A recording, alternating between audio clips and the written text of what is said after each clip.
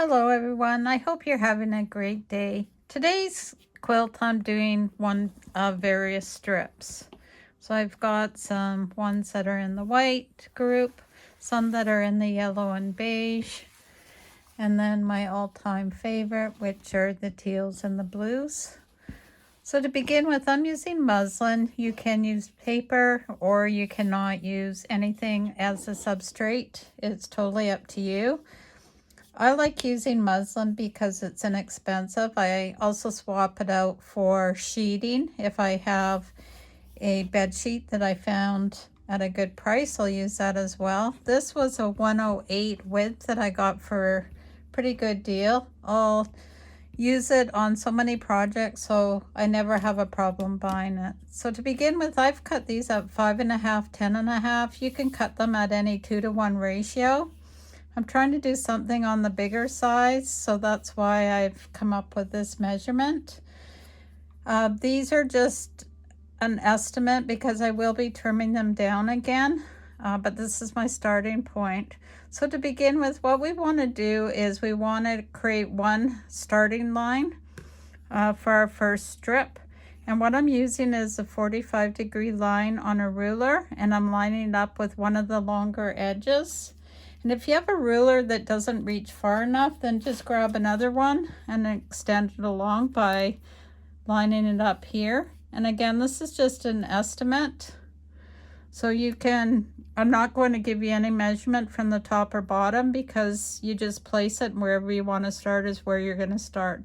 I'm just using a pencil because this will not be shown in the final product. So I'll make it dark enough so that I can see it and you can see it hopefully. So it is running from here down to there, and that again is a 45-degree.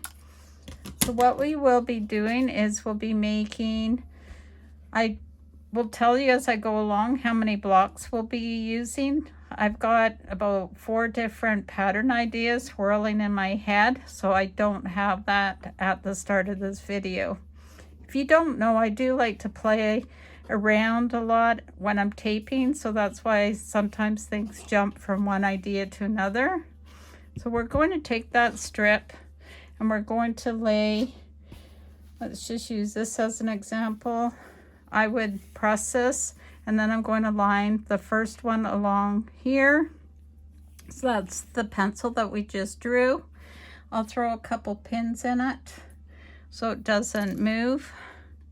You could anchor it with glue if you wanted to, but pins work just as well. And then you're going to take another strip. Let's say it's going to be yellow. We'll recenter this. And we're going to do right sides together, flipping this way. And when you place this down, you want to make sure that you're going to have good coverage on each end. I cannot tell you how many I rip out because I go, it'll fit, and then it doesn't. I'm too short. So what I do is I see if I just laid it like this and flipped over, I'm going to be short up here. So what I've been doing is I've been actually kind of gauging where my seam allowance is, making sure this tip has enough excess up here. And then of course it's covering down here as well. And then I just flip that over like that. And then I'll make my 1/4 inch seam, turn it over, press it, and then keep adding this way and then this way. So with 2 that I've already sewn on, this is what it looks like. And this is one where I had to rip it out because I was short up here. So again, it's just lined along, and then you give it a really good pressing. And then once you have those all done, this is what it'll look like. I am kind of generous on some of my edges with how much is going over the sides, like that. I did want to also tell you that half the blocks are going to have the 45-degree facing from the upper left to the lower right. And then the other half will be from the upper right to the lower left. So you'll see that these are opposites to each other, like that. So I'm going to go ahead, I'm making these in 3 different colorways, and once I've got them done, then I'll be right back. As I'm moving along making my blocks, I thought I would just show you a couple tips. When you have a long strand here, just don't cut it off. Make sure you turn it over and that you still have some of your background fabric. And then you can snip it off like that so that you don't end up being too short. And then on the opposite side, if you find that you're short a little bit on the edge here, what I do is I take a similar fabric and I actually make a wider seam to cover that up. Once this is all trimmed down and sewn in, no one's going to notice that it doesn't match. I have these groups of blocks now done. And in this example, I'm just showing you that I have 2 that are going from the lower left to the upper right on the 45-degree. And then I have 2 that are going the opposite direction. So the higher side is on the left-hand side going down towards the right. So next we want to square these up. And I'm using, I'll just turn it this way so it's easier to see. You'll see how the muslin has started to distort, and that is one reason why I like using a backer on this. And what I'm going to do is I'm just going to pick 2 edges, and I've got a 6-inch ruler, so I want them still at 5.5 by 10.5. Okay, so this is the opposite way, so I'm just going to turn this around. Sorry if I make you dizzy or confused. So as long as the piece itself with the overhang are exceed this measurement, if the muslin has shrunk, don't worry about it. This is, as I said, it's just a way of keeping it together. So what I want to do is I'm going to trim the top here and down the side, and then I'll turn it around. I've got these nicely trimmed up, and I am looking around the edges to see if there's any that aren't quite where they need to be. This one's a bit short, but it is still within a 1/4 inch seam allowance, so that's okay. Same with the one here. This is where I added on the extra piece. This one's fine all the way around. And then this one has a little bit of the selvage showing, but again, it's within the 1/4 inch, so I'm not going to stress about it. So when you look on the back, you'll see how they're uneven. So this sewing on a substrate does add structure. If you did choose to do this on paper, this is when you'd start tearing all the paper out.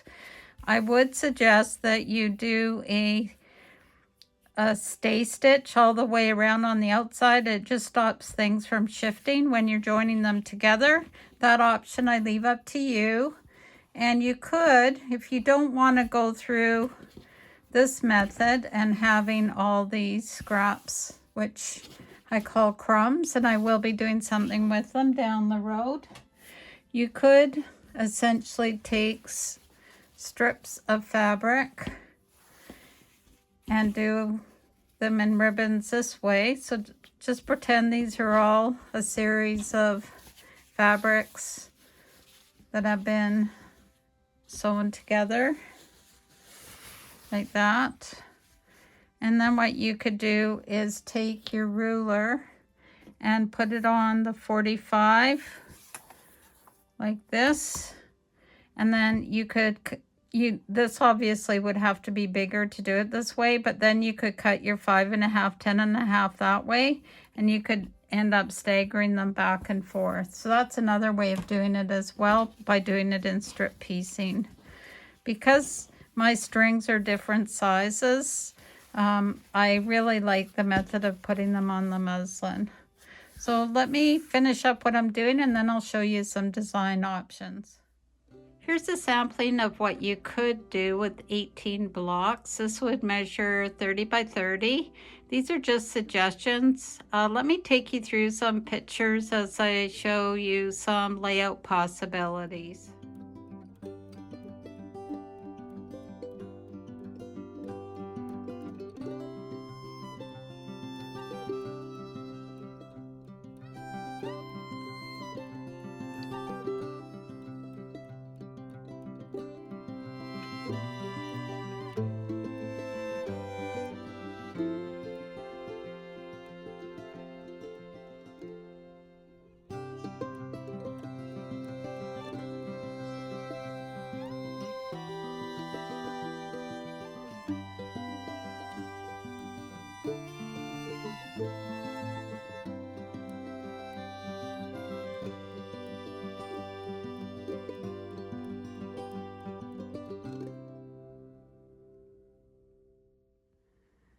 So this is the final design that I've decided I'm going to assemble. It does use 6 of the gold, 12 of the blue, and then it uses another 3 white strips. And the white, I actually used 3 of the regular blocks, and then I cut them each in half, so they're 2 3/4 by 10 1/2, and those will just be going on the 2 sides.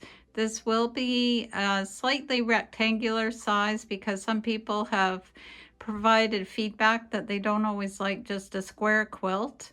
And as I always say, you can add and delete rows and columns to make it any size that you want. So I'm going to go ahead and assemble this, and then I'll show you a final reveal. So here it is all done. I've also included a bonus project that I was able to do from some leftover pieces. So I said I tend to play around a lot, and sometimes I do have some extra blocks, so why not use it while it's right in front of me?